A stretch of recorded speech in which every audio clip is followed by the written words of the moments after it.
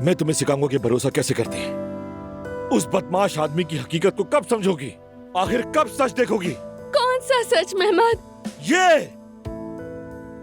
यही वो सच है जो तुम्हें दिखाना था। ये घर, उमर के बारे में जो हकीकत तुम्हें जाननी चाहिए थी।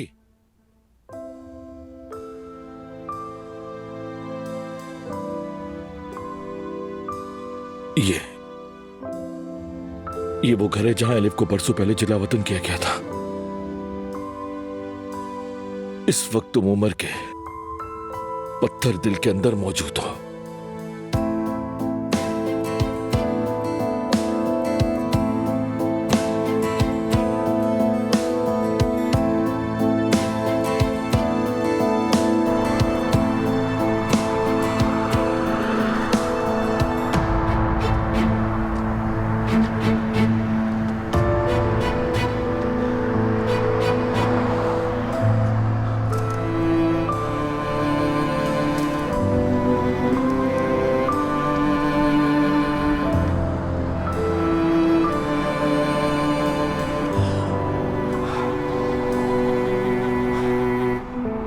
ऐसा मेरी जान, कहाँ हो तुम? ऐसा